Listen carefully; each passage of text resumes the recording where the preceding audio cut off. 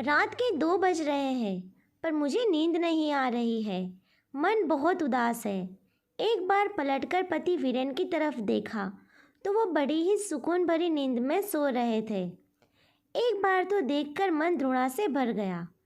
पिछले कुछ दिनों में जो कुछ भी घटा है मेरे साथ, उसने मुझे सोचने पर मजबूर कर दिया है। मेरा तो कोई अस्तित्व ही नहीं है।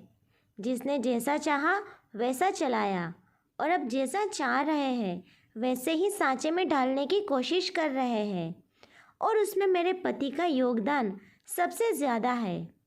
मेरा नाम रिया वर्मा है। मैं अपने ससुराल में एक छोटी बहू हूँ। मेरे ससुराल में मेरी सास सरला जी, मेरे पति वीरेन और मैं और हमारा एक बेटा है। अब आते हैं असल मुद्दे पर। दरअसल अभी 1 महीने पहले मेरे पिता का आकस्मिक निधन हो गया। घर में माँ के अलावा कोई नहीं बचा। मैं अपने माता पिता की इकलौती संतान हूँ। मम्मी पापा बताते थे कि मेरे जन्म के 2 साल बाद एक बेटा हुआ था, पर वह 2 दिन से ज़्यादा जी नहीं पाया। इसे अपनी नियति मानकर उन्होंने मेरी परवरिश पर ही ध्यान दिया और दूसरे बच्चे की आस छोड़ दी। खैर, पिताजी की मृत्यु के बाद अब कई फैसले लेने थे। सबसे बड़ा फैसला कि माँ कहाँ रहेगी, क्योंकि माँ अब बिल्कुल अकेली हो चुकी थी। इसलिए मैं उन्हें अकेला छोड़ना नहीं चाहती थी, लेकिन ससुराल में माँ को लाने को भी तैयार नहीं थी। कारण जब मेरे बेटे ने जन्म लिया था उसी समय मेरी माँ यहाँ 1 महीने के लिए आई थी। मेरी सास और मेरे पति ने तो उन्हें नौकरानी ही समझ लिया था। बेचारी मेरी माँ सुबह से रात तक काम में ही लगी रहती थी, पर मजाल है कि दोनों माँ बेटों में से कोई उनकी मदद तो करा दे।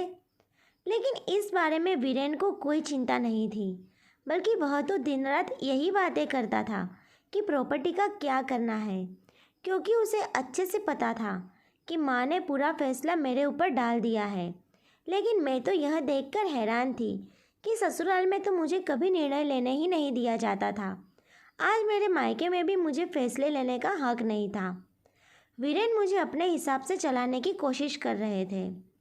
इस 1 महीने में मुझसे कई बार कह चुके हैं कि अपनी माँ से कहो कि प्रॉपर्टी मेरे नाम कर दे, तो मैं उनकी जिम्मेदारी उठाने को तैयार हूँ। वैसे भी अब वह अकेली क्या कर लेगी, किसी न किसी के सहारे की ज़रूरत तो पड़ेगी ही ना। पर मेरा मन नहीं मानता। जो इंसान अपनी बीवी के हाथ में खर्चे देने से पहले 10 बार सवाल जवाब करता है, 10 बातें सुनाता है, वो उसकी माँ का खर्चा उठा ले, ऐसा हो नहीं सकता। और दूसरी ओर ज़रूरी बात, उनकी माँ ने कौन सी अपनी प्रॉपर्टी उनके नाम कर दी, पर फिर भी खुशी खुशी उनका खर्चा तो उठा रहे हैं ना। तुम्हारे भैया भाभी तो बाहर रहते हैं, साल में 2-3 बार आते हैं, सारा खर्चा वीरेन ही तो उठाते हैं। तो ये इंसान मेरी माँ से सौदेबाजी क्यों करना चाहता है? बस यही बात मेरे दिल को चुभ रही है। कल रात जब सासू माँ से इस बारे में बात की तो उन्होंने मुझे ही डांट दिया। क्या गलत कह रहा है वो? मेरा बेटा तुम्हारी माँ के खर्चे क्यों उठाएगा? बेचारे को कोल्हू का बैल समझ रखा है क्या? पर माँ जी, जैसे आप हमारी जिम्मेदारी हो, वैसे ही मेरी माँ भी तो हमारी जिम्मेदारी है ना। तू मेरी बराबरी अपनी माँ से कर रही है। मैंने अपने बेटे को जन्म दिया है, पाल पोस कर बड़ा किया है, बदले में वह मेरी सेवा कर रहा है, तो तुझे देखकर जलन हो रही है? इतना ही सेवा करवाने का शौक था तो एक बेटा और पैदा कर लेती तेरी माँ। और वैसे भी औरत को क्या पता कि किस तरह से फैसले लेने हैं। तेरे पापा तो रहे नहीं, अब तो निर्णय वीरेन ही लेगा ना। इसके आगे मैं कुछ ना कह सकी। गलत तो कुछ कह नहीं रही थी वो।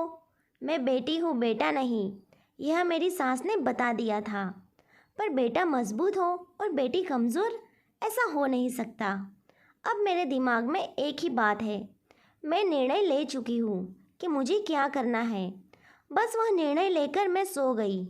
सुबह जब उठी तो आज की सुबह कुछ अलग ही लगी। मैं जल्दी जल्दी घर के काम कर रही थी। मुझे देखकर मेरी सासू माँ वीरेन से बोली, आज बहू को कहीं जाना है क्या? बड़ी जल्दी जल्दी काम निपटा रही है। मुझे देखकर वीरेन ने कहा, कहीं जा रही हो क्या तुम? हाँ, माँ के पास जा रही हूँ। क्यों? तुमने तो मुझसे पूछा भी नहीं। सोच रही हूँ कि वहाँ का घर बेच दूँ। बात सुनकर वीरेन के चेहरे पर चमक आ गई। इससे पहले कि वीरेन कुछ कहता, मैंने कहा, सोच रही हूँ कि वहाँ की प्रॉपर्टी बेचकर यहाँ माँ के नाम से एक छोटा सा मकान ले लूँ और बाकी पैसे माँ के नाम से अकाउंट में ट्रांसफ़र कर दूँ। माँ के खर्चों में काम आएंगे। माँ पास में रहेगी तो मैं भी उन्हें आसानी से दिन में जाकर संभाल लूँगी।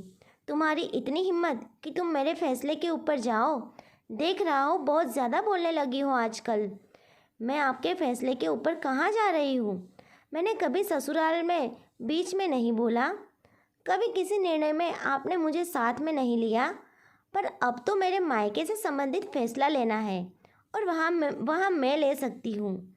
मेरी माँ है, उन्होंने मुझे जन्म दिया है, तो उनके बारे में सोचने की जिम्मेदारी मेरी है ना। अगर मैं नहीं सोचूंगी तो लोग सौदेबाजी करने को तैयार हो जाएंगे और वो मुझे मंजूर नहीं। बहू, अपनी माँ के लिए तो हमसे लड़ने को तैयार है। अब की बार बीच में मेरी सास बोली, देखिए माँ जी, कल आप ही ने मुझे यह रास्ता बताया था। आपने कहा था ना कि मेरा बेटा है, वह तुम्हारी माँ की जिम्मेदारी क्यों उठाएगा। इसी तरह मैं अपनी माँ की बेटी हूँ। अगर मुझे रोका तो मैं आपकी जिम्मेदारी नहीं उठाऊंगी। आप अच्छी तरह से याद रखिएगा, आपका बेटा सिर्फ कमाता है, पर इस मकान को घर मैं बनाती हूँ। मेरी बात सुनकर दोनों में से किसी ने कुछ नहीं कहा। जानती हूँ नाराज़ है, तो नाराज़ रहने दो। इनकी नाराज़गी के चलते मेरी माँ को मुझे मोहताज थोड़ी ना करना है। बस फटाफट अपना काम निपटा कर मैं चल पड़ी थी अपने फैसले को अमल करने के लिए। कहानी पूरा देखने के लिए आपका बहुत बहुत धन्यवाद। इस कहानी के बारे में अपनी राय ज़रूर बताइए हमें। वीडियो अच्छी लगी तो लाइक और शेयर ज़रूर कीजिए। चैनल पर नए हैं तो सब्सक्राइब करना बिल्कुल ना भूलें। अब मिलते हैं नई कहानी के साथ, तब तक के लिए बाय।